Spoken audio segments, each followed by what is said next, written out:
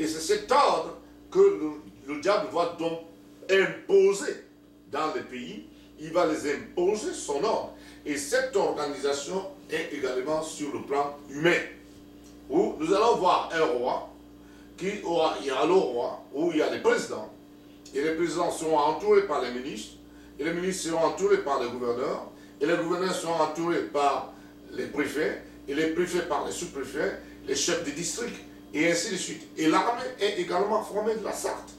Amen. Amen. Et l'unique ici. La structure sociale, elle est bonne pour l'être humain afin de satisfaire ses besoins. Afin de mettre de l'ordre pour que la production soit à la hauteur des désirs. Que la production soit à la hauteur des besoins. C'est pour ça que les hommes s'organisent et ont des institutions.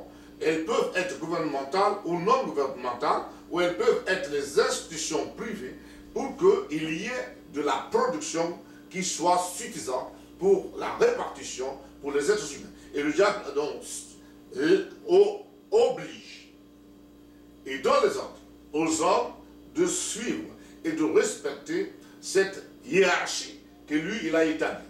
C'est ainsi que dans ce royaume terrestre, les hommes n'ont pas la même valeur. Dans le royaume terrestre, les hommes ne sont pas égaux, tous. Il y en a qui sont plus considérés, et il y en a également qui sont moins considérés. Voilà comment le diable a organisé son royaume et comment il a imposé cette organisation à l'organisation des enfants d'Adam. Parce que tout être humain vient d'Adam. Et parce que Adam s'est soumis à lui, alors il a trébalé Adam à lui donner une organisation sociale qui lui permette de le contrôler. Amen. C'est pour ça que les hommes ne peuvent pas budgétiser chaque personne. Parce que si l'homme arrive à budgétiser chaque personne, il n'y aura plus la misère. Et quand il n'y a plus de misère, il n'y a plus quelqu'un qui soit plus riche, il n'y aura plus quelqu'un qui soit plus pauvre. Cela ne peut pas se passer parce que le diable en est le maître. Contrairement à ce que le Seigneur Jésus-Christ propose, si le Seigneur Jésus-Christ propose aux hommes, dans son royaume, où tout le monde est égal.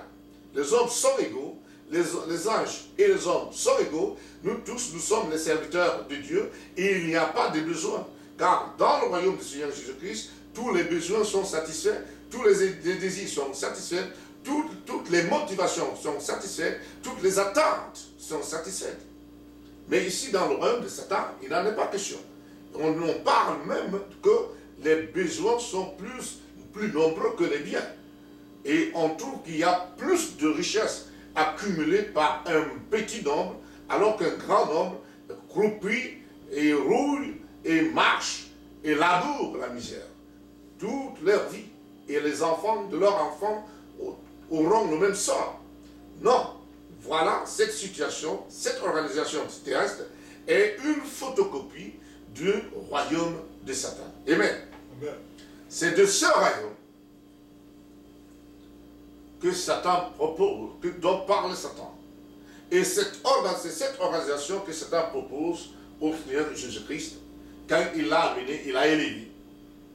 Dans Luc chapitre 4, il lui a dit, il lui a montré le royaume de la terre et il lui a dit que ce royaume lui ont été donnés.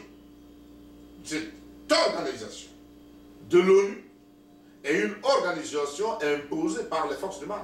Mais l'homme, ne connaissant pas qu'il y a des forces, qu'il y a d'autres êtres sur la terre, il les ignore.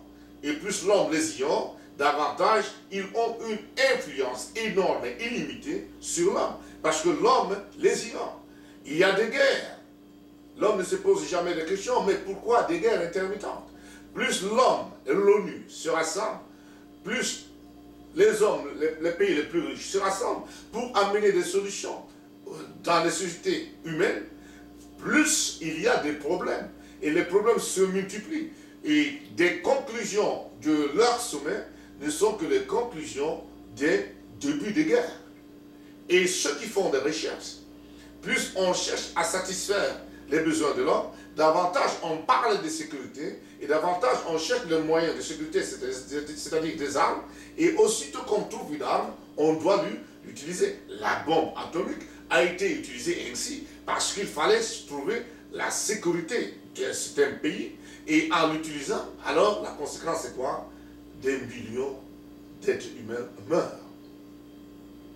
Le diable dit, il faut détruire l'homme par tous les moyens, où qu'il se trouve, et quoi qu'il fasse, sans tenir compte de sa situation. Qu'il soit président, qu'il soit laquais, il faut le détruire.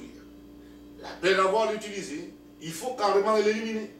Et c'est ainsi que toutes les recherches que les hommes font, toutes les armes que produisent l'homme, alors ces armes vont tuer les hommes.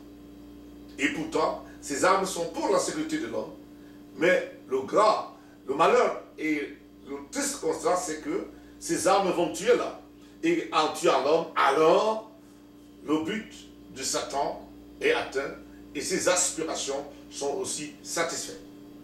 Voilà comment Satan a organisé son monde. Amen.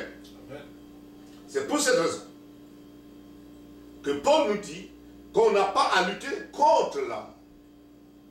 Quand il parle de la chair et de le sang, il fait allusion à l'homme.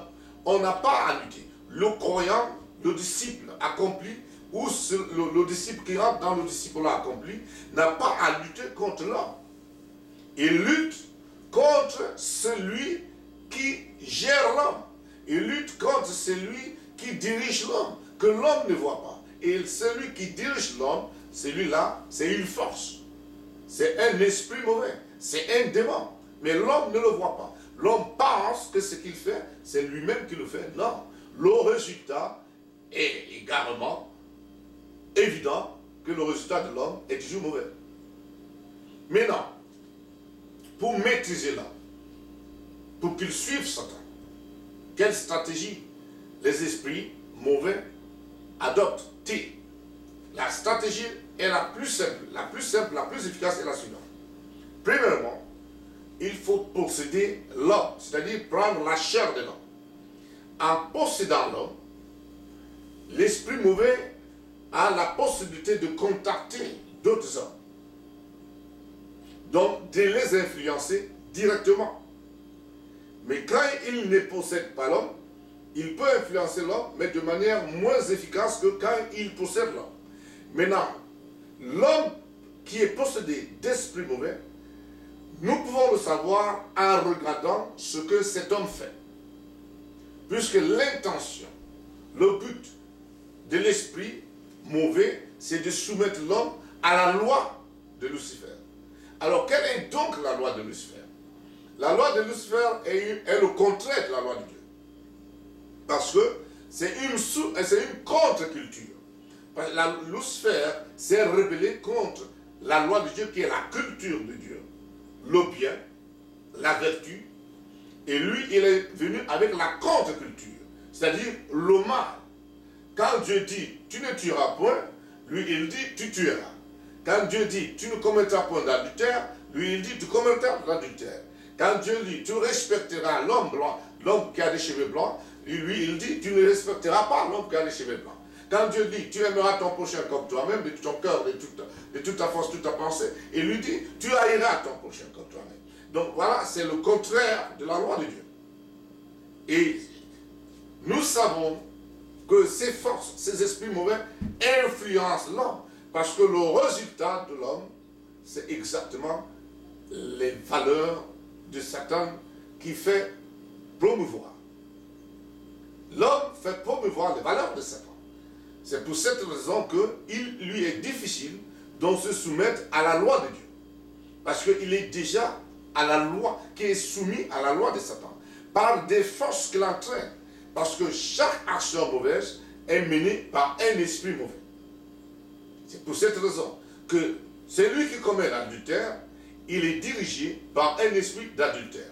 Celui qui commet des mensonges, il est mené par un esprit de mensonge. Celui qui vole, il est mené par un esprit de vol.